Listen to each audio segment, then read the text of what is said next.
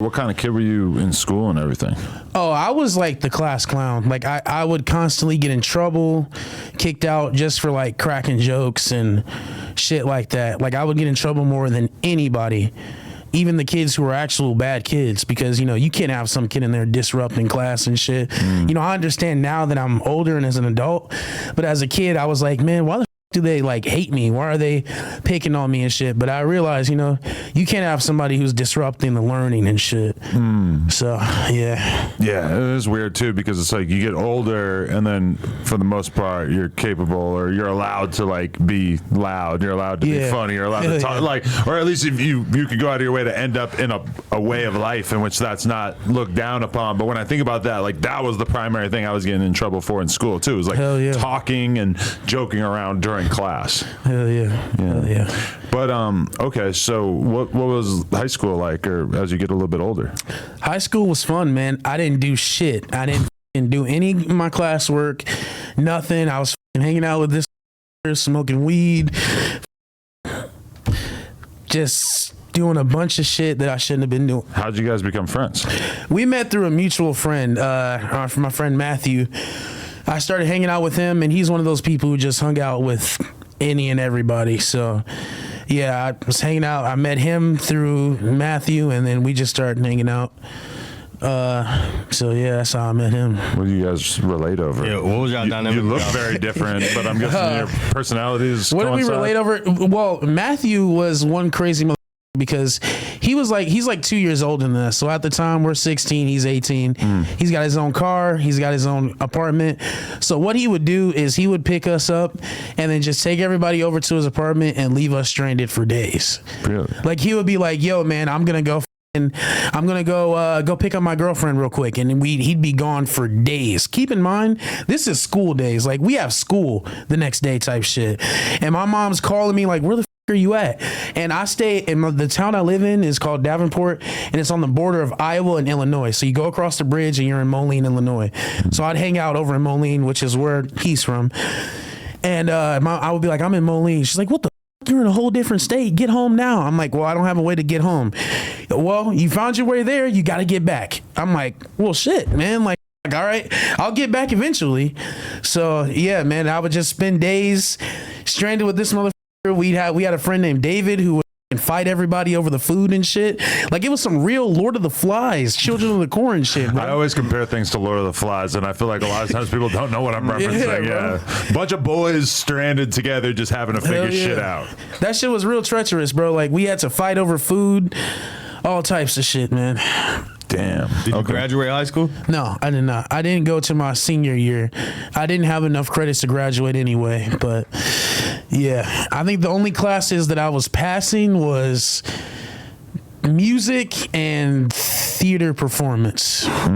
That's it. So what do you think it was that made it hard for you to focus in school, or have a hard time getting shit done? Well, so I started out high school going to like an alternative school. I was getting in so much trouble in middle school. They're like, we don't think that you're ready for a normal high school setting. We want you to go to this alternative school. Well, for the alternative school, it was just all the bad kids there. So it's like, you an idiot. Why would you put me in with all the bad kids? Like all we're gonna do is bad shit, you know, smoking weed, skipping class. Like I got hella referrals, and there was something that a science teacher told me, because I'm coming to class every day. I'm like, bro, why the are we learning about rocks? Like this is not gonna help me at all. Like learning about rocks and erosion and shit, I don't give a fuck about none of this shit.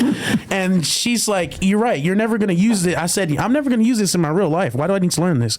She's like, you're right, you're never gonna use this, but you have to do it, so you might as well just do it. And I'm just like, no, like, well, I'm not gonna take this useless information. So at that point, when I was like in 9th grade, I just checked out from school, bro. I'm gonna be honest. I'm like, you're a teacher, you just told me this is bullshit. Why would I continue to pay attention? So I kind of just checked out, showed up to the classes that I wanted to. I started like selling weed in school and shit, skipping class. Like there's a point in time where there was like there's this bathroom in our school that they call the special ed bathroom, because it was right next to the special ed class. So I would skip class in that bathroom, and I would like set up shop in there. I'd be selling snacks, selling weed, Zans, all types of shit while I was in school. How long did your life as a drug dealer last?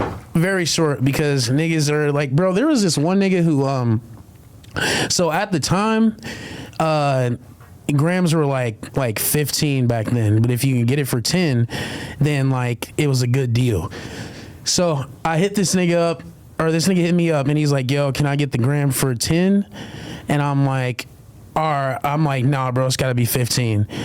And so he pulls up, and then he gives me a $5 bill and 6 pennies. And I'm like, this doesn't equal up. He's like, come on, man, fuck with me. I'm like, all right, bro, this is my last day selling weed. Like, I can't keep doing this shit, man. Did you like, give him the gram?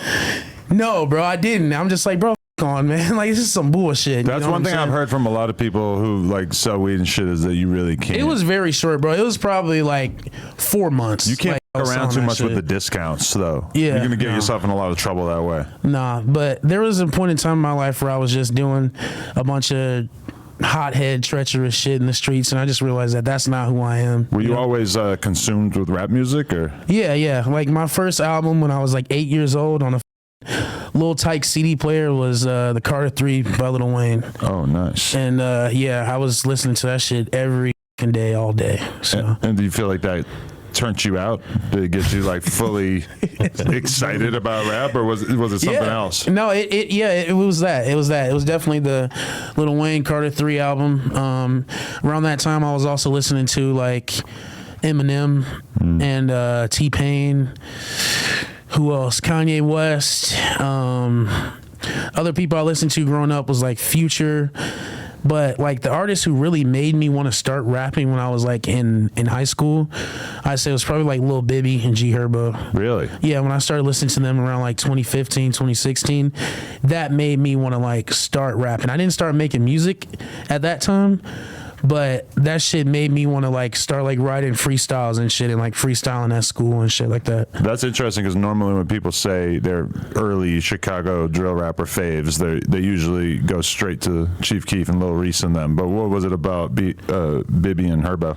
I mean, shit, bro. Bibby, he was my favorite rapper when he was rapping. Yeah. Like, so I just heard that shit. You know, I didn't really get on to like the Chief Keef wave or anything like that until I was probably until like 2016, 2017. Cause like around like 2012 and shit like that, I was listening to like pop music, dubstep and shit like that. So yeah, man, I didn't get onto that shit till late.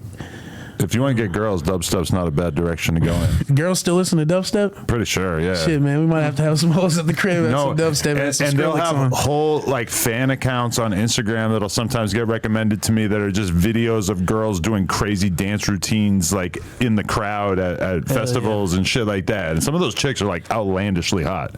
Oh shit, damn, bro. They're off the molly, just moving crazy up. Isn't Slipknot from Iowa?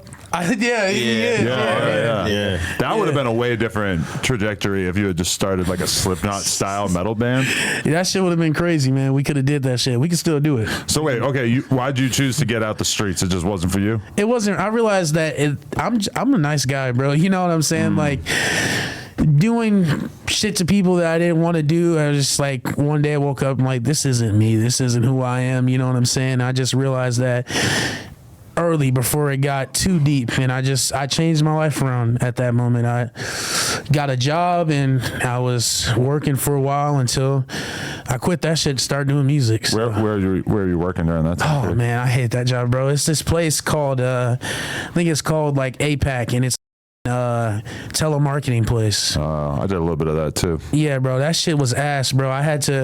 So for that job, I had to wake up at 5 a.m. and take 4 buses just to get to the job. Oh shit. And so it wasn't these aren't city buses. Nah, man, these ain't no damn city buses. This is a private owned company bus. So they would come get me from my house and take me to the halfway point, because the job is so far like on the outskirts of town. So it would take me to the halfway point, and the halfway point is after Burger King, and Burger King doesn't open at 5 a.m. They open at 6. So I'm standing outside in the cold until Burger King opens. Then I'd go in there, sitting there and wait until another bus would come get me from the halfway point and take me to the job.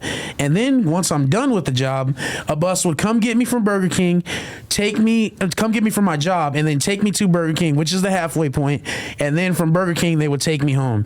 Sometimes that bus just wouldn't show up at all. And I had to pay $250 each way to get on this bus and to take me right to the place that I need to be. Sometimes they wouldn't come get me. I'd call them and be like, yo, where y'all at? They're like, oh, we forgot. Can you come get me now? No. And then they just hang up and just want to come get me. And I was always able to get home by the grace of like seeing some nigga that I went to school with. It would be like, hey, what's up, Dave? I'm like, hey, nigga, give me a ride home. You know what I'm saying? Strong arm that nigga for a ride home. Wow. So, yeah, that shit was crazy.